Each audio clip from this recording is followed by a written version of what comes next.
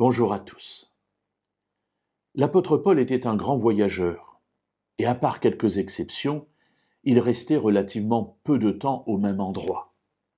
Mais dans tous les lieux qu'il laissait, il y avait évidemment des familles, des hommes, des femmes, des enfants qu'il avait rencontrés, avec qui il avait cheminé.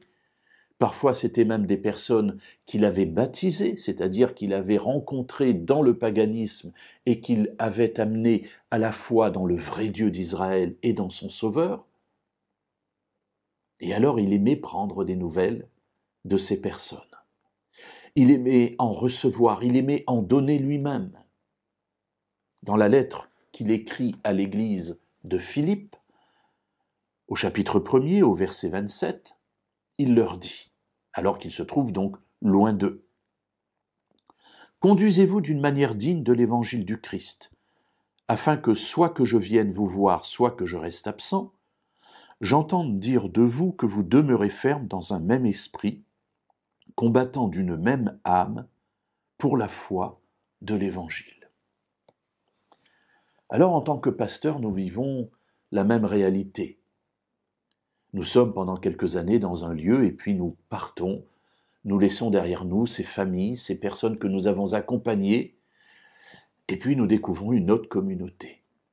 Mais ça n'est pas pour autant que nous perdons l'intérêt pour les lieux que nous avons visités pendant ces années. Les personnes qui sont là sont chères à notre cœur, et voilà les premières communautés avec lesquelles nous avons cheminé, mon épouse et moi-même, Annemasse et Thonon, en tant que pasteur en tout cas. Eh bien, nous portons encore dans notre cœur de nombreux frères et sœurs, et nous y pensons régulièrement, et nous avons toujours beaucoup de joie à les rencontrer.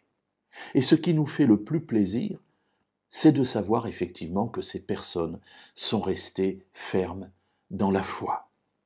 Bien entendu, les épisodes de leur vie nous intéressent également, mais voilà le souci que Paul a, nous le portons nous aussi. Soit que je vienne vous voir, soit que je reste absent, qu'est-ce que j'entends dire de vous? Voilà ici l'interpellation qui est posée, la question qui est posée. Voilà, on n'a pas toujours l'occasion de nous rencontrer, mais par les lettres, par les courriers, j'entends parler de vous. Et qu'est-ce que j'entends dire de vous? Et le souci que Paul a, et que nous avons en tant que pasteurs, c'est de nous dire, est-ce que ces personnes continuent à être fermes dans la foi? Tout ce travail accompli, parfois toutes ces luttes que nous menons, certes, mais que les personnes mènent dans leur vie pour prendre une décision finalement en faveur de Dieu, est-ce qu'ils ont persévéré dans cette décision? Alors, mes amis, voilà, question posée. Question posée, bien sûr, pour ceux qui m'écoutent aujourd'hui, mais question posée pour moi aussi. Suis-je resté dans la foi?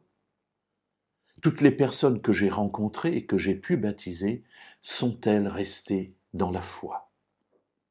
Mes amis, c'est la question la plus importante, parce qu'elle concerne notre salut et notre vie éternelle.